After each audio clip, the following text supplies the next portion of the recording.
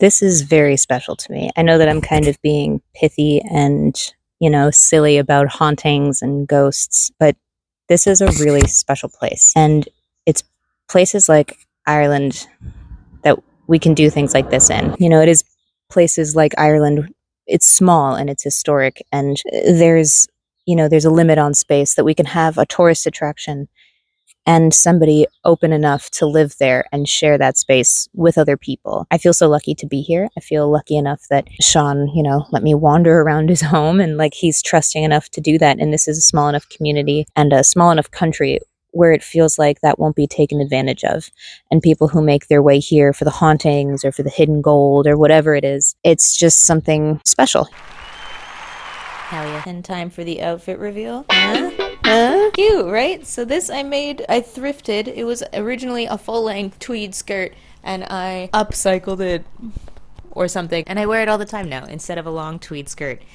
Hello everybody and welcome back to my channel, aka The Thunderdome. I am the woman in wool, also known as Hannah to civilians. And on this channel we crochet and we talk history, all while being dressed so that nobody sits next to us on the bus. Although I have to say, unimpressed with the level of bus sitting right now, because everybody's been sitting next to me on the fucking bus. The crazy draws people in, and I'm not sure if I like it. Now, for those of you who don't know, I'm originally from New York. I moved to Dublin in 2016, and ever since then, it has been my entire personality. That is correct. I also have a dog, which is the second part of my personality, millennial. Now, for my fellow spoopy, folly, autumny, crunchy, spicy bitches out there, it is September. So it starts. If you are anything like me, your For You page is now full of leaves and knitwear and plaid and a hat. You get it. Like, you know what I'm talking about. All of the bitches are out. All of the witches are out. Fall is back, baby. And this, my friends, is Haunted Ireland Part 2. For those who did not watch part 1, please go back and watch. It is very spooky. And in this series, we are covering some of the most haunted places in Ireland in preparation for the epitome of the Irish gotchas. Halloween is Irish. That video will be coming out closer to Halloween. It is a full deep dive into the original Halloween, which is called Samhain, which is a pagan Irish holiday. And the project I will be working on today is this. A friend of mine from back in New York asked me to make it for her, and I cannot be more excited. Holy shit. What? Look at, wow, that's spoopy. Anyway, perfect. That looks fine. We did a Haunted Ireland Part 1 last time, which covered the Hellfire Club, and just a brief synopsis of that is that every single horror trope is based off of that place, I'm pretty sure. And when I released that video and the subsequent short form videos on my other socials, ding, you guys said, you think that's bad, take a look at Leap Castle.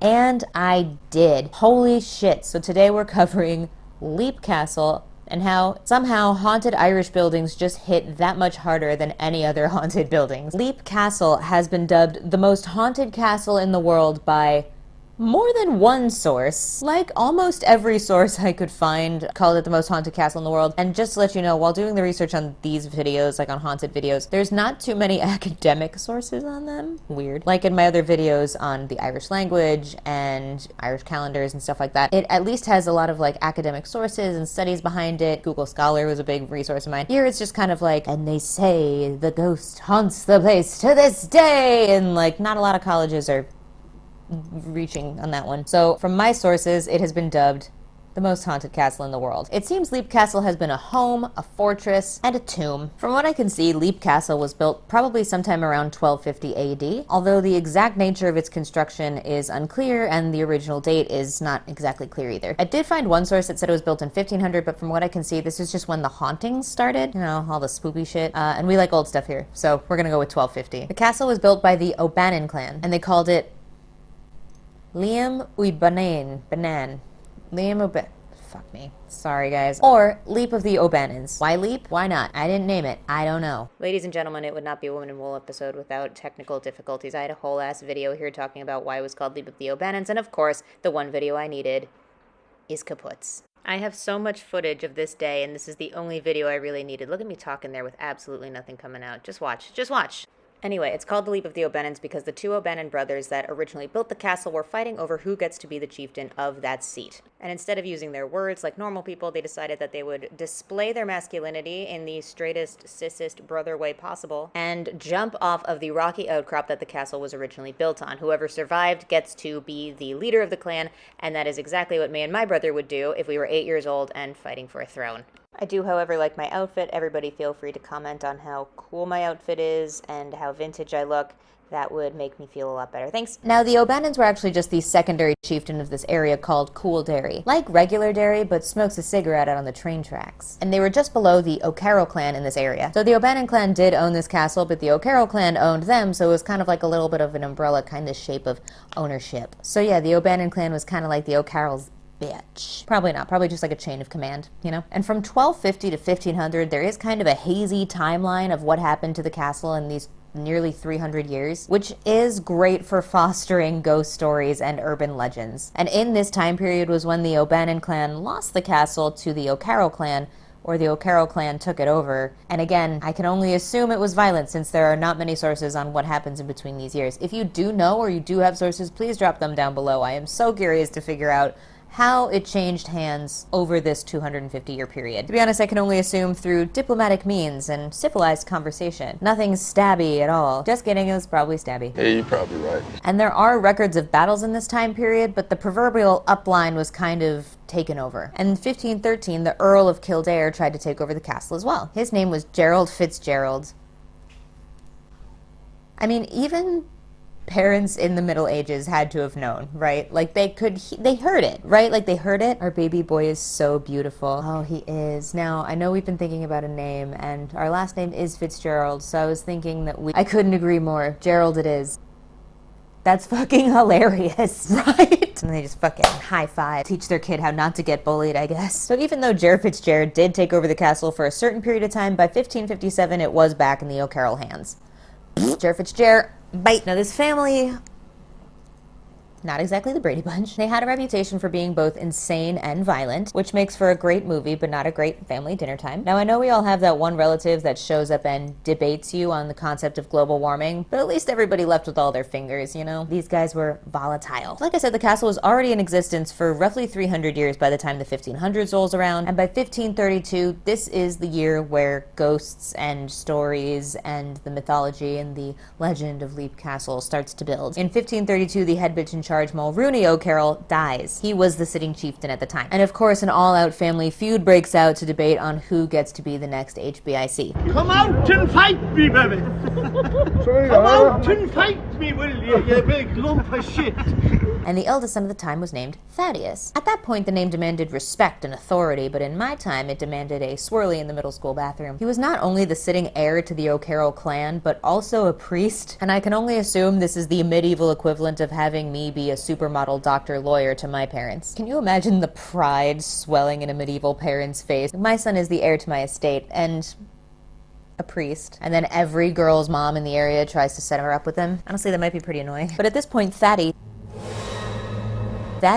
was preaching in the chapel section of the castle, and one day he's doing so while his younger brother, One-Eyed Tige, not a great start, comes traipsing and dancing into the castle, singing the last rites. A foreboding middle as well, actually, now that I think about it. And then stabs his brother, the acting priest, in the back in front of the entire congregation and family. And the ending follows through. This is a true crime channel now. And this is the first official ghost story of Leap Castle. Thaddeus dies in front of his family, and I don't know if One-Eyed Tige got the seat or not, but what a fucking waste if he didn't, huh? It's rumored that Thaddeus still haunts the chapel today, known as the Bloody Chapel, on the nose. And honestly, I would too. Being a fellow oldest sibling is hard work because the younger siblings, you gotta check in on them. They're made of tar and pointy pebbles and tumbleweeds. And us older siblings are just made out of cotton wads and unmet expectations. That's why we become priests and heirs to thrones. The chapel where Thaddeus died is obviously now called the Bloody Chapel, and this is exactly where a lot of the ghosties spend their time today. Because when you have a chapel in an old castle, it just seems right. From what I could find moving forward, the succession of the castle's ownership was pretty smooth from there on out, going from father to son to father to son. However, the heirs always seem to have met their doom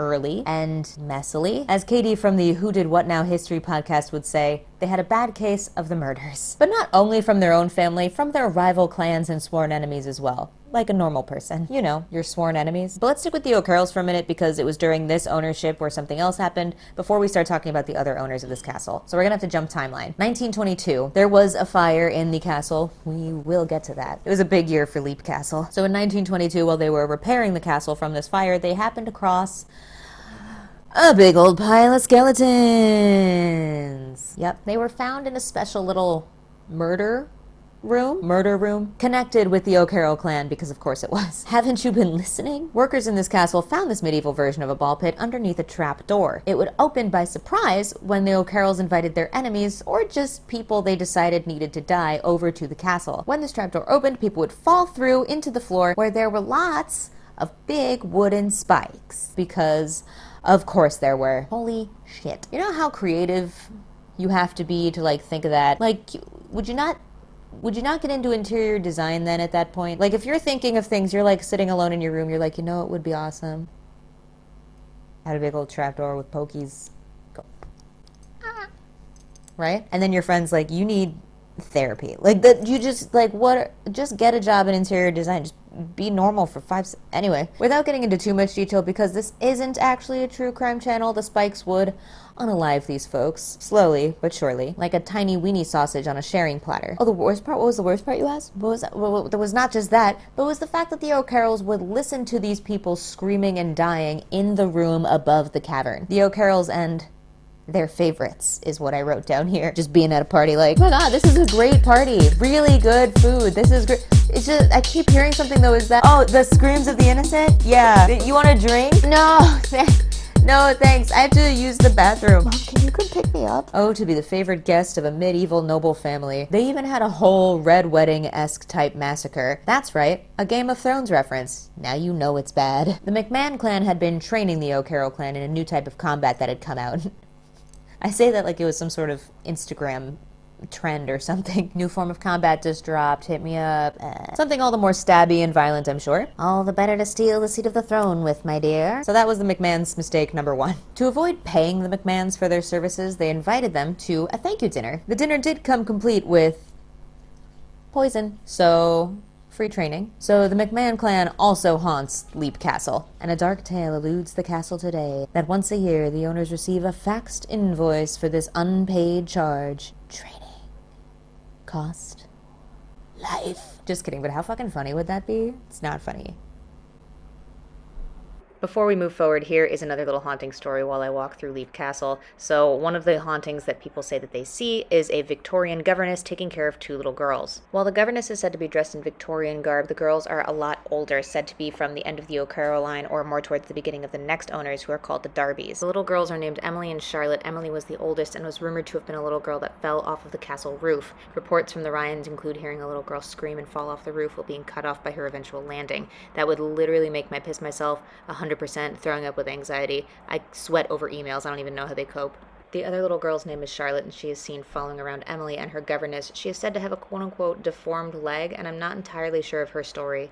Whether or not she was sisters with Emily, or if her leg was an indicator of something else that killed her, we just don't know, but it's said that she has been seen here multiple times by multiple different owners. In the 1600s, property ownership passed from the O'Carroll clan to the Darby clan by marriage. Another upstanding community-type family. But what's another atrocity this family had?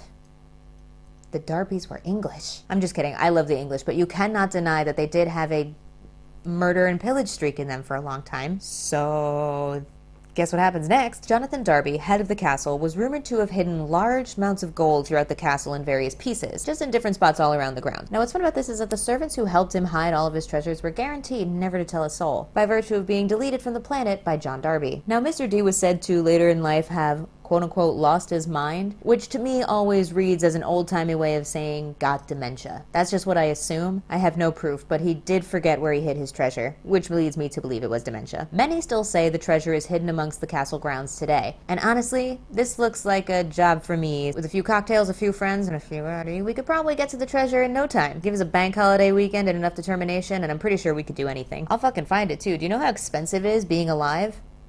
Why? Now, in the 18th century, John Darby's son John Darby. This was before we figured out names like Chickenly. Revamped the castle and gave it a more gothic look. Something fresh and new for the kids, you know? Oh good, another haunting that I forgot to include in the first video. There is said to be a benign spirit of a priest that walks around. He used to live here and serve here. It is not the same priest that got murdered by his brother. They say that he is also a Darby. The next one is called the Murdered Woman. Very straightforward. I absolutely love it. No BS. Thought to be murdered by an O'Carroll, she wears very little clothing and has a red cloth cover over her face. She is said to scream loudly twice and then disappear. There is a little bit of confusion as to who she is. She is thought to be a lover of 2 of the O'Carroll brothers. But if she just keeps screaming and not using her words, we'll never know. Now moving forward in the timeline, as we have seen in the Haunted Ireland series, there's always one character that likes to dabble in dark magic. Yep, always one. Always gotta be one, because why have a haunted castle where you can have a haunted demonic castle? Am I right? Now, Leap Castle carries on this proud tradition of the dark arts with Mildred Darby. Now, in the 1900s, Millie decides to spice up her life and throw some occultism into the mix. This was a time when spiritualism, seances, and the undead was a very popular thing that was going on, and a lot of people attribute this to the end of World War I, and to be honest, it makes a lot of sense. If you had loved ones or family members that died in World War I, and you didn't get a chance to say goodbye, you might turn to seances and things that promise that you could speak to the dead. You might try anything to get in touch with your loved one more time. In Ireland, this could also be attributed to revolutionary efforts and Revolutionary War deaths, but this is just kind of me speculating, because if you had somebody who died in the fight for revolution, you might want to talk to them as well. So fun fact about Millie, she wrote Gothic novels. Oh, another fun fact about Millie, she allegedly summoned an elemental during a spiritual seance and permanently haunted the building. Nice one, Millie. For those of you who also had Wikipedia up on your phone right now trying to figure out what an elemental is, it is a type of ancient spirit that permanently haunts one location. And it's called an elemental because there are 4 different types of these beings. They're mythical creatures that represent air, wind, fire, and water. But that all changed when the Fire Nation attacked. You know I had to do that. You know I had to do that. Now I am going to read this quote off because in a 1909 interview for Journal Occult Review, Mildred was quoted as saying, "I was standing in the gallery looking down at the main floor when I felt somebody put a hand on my shoulder. Bruh. The thing was about the size of a sheep, thin, gaunting, shadowy. Its face was human, or to be more accurate, inhuman. Its lust in its eyes, which seemed half decomposed in black cavities, stared into mine. The horrible smell, 100 times intensified, came up into my face, giving me a deadly nausea.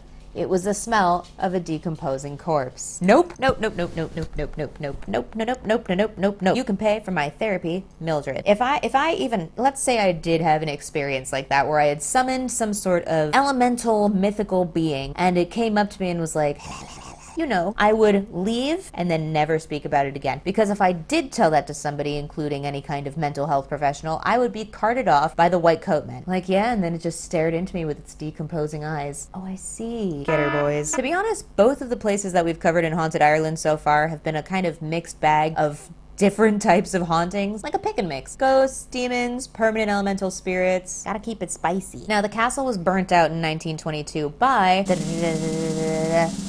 the IRA. Of course they were. Because like I said, the Darbys were English and it was 1922. And actually the Hellfire Club also was burnt out towards the end of its time. So maybe that's like a requirement as well? I sense a conspiracy theory. But not to worry, nobody was hurt at the time because the Darbys were away in Spain in 1922 and did not have any kind of contact with the fire. So no more additional ghosts. Not this time, IRA. And in 1991, a great year, a couple named Sean and Anne Ryan bought the castle and refurbished it. It's hard to see others live your dreams, you know? They allegedly live happily and coexistently with the spirits today. And Sean, Anne, call me. I too can live coexistently with you today. And there are tours and things you can do at Leap Castle as long as you book ahead of time, from my knowledge. Okay, so you can actually get a tour with Sean or Anne in the castle if you book ahead of time at leapcastle.net and you give them an email or a call. Okay, so a bit of a story time. I ended up somewhat stranded at Leap Castle until a taxi was able to come for me in an hour.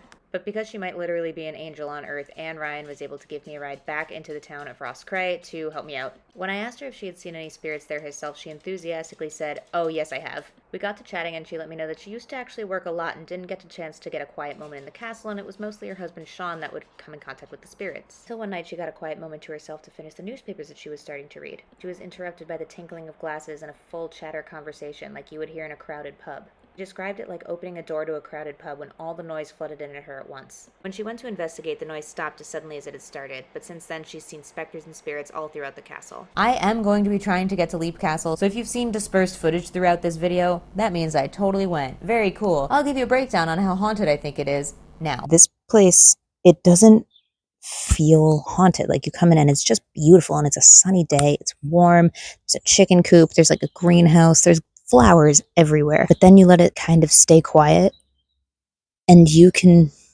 feel things here. And I don't know how to explain it.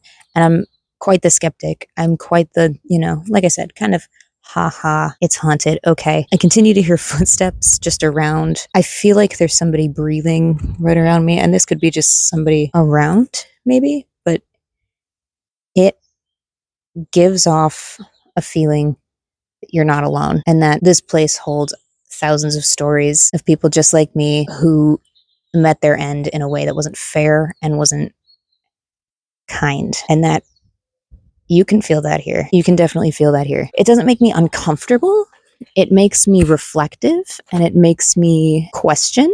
That's it. Hopefully you guys can see me. Well, that was great, future Hannah. I can't wait to see the castle myself. Anyway, that was Leap Castle. It's been roughly crazy free since 1922 when it was abandoned after the fire, and of course since 1991. Like I said, Sean and Anne live there today, and I do believe that there are openings. If you want to see the skull pants, stick around. I'll be making a separate video on how I made those. This is just kind of part of what I've been making while we talk. Getting there, right? Getting there. Where's the other square? There it is. Ding ding. I'll link the pattern to the skull below. What I found is just the skull bit though. It's just this. And I had to figure out the square bit for myself, the black part. So it's only the white part that's in the pattern. But what I can do is while I'm making the skull pants video, I will just describe how I made it. So that is all for me today, folks. Follow me on all of the socials.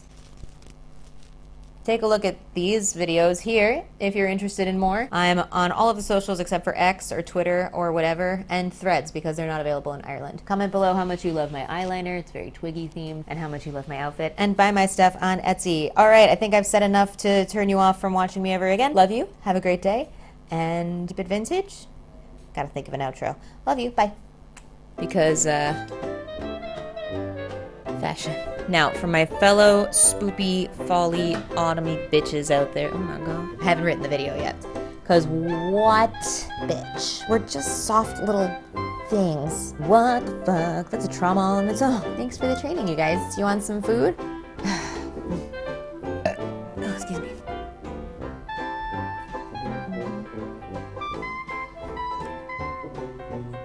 So, everybody, just follow me. No, no. Leap Castle. I gotta say, this place does not look haunted at all.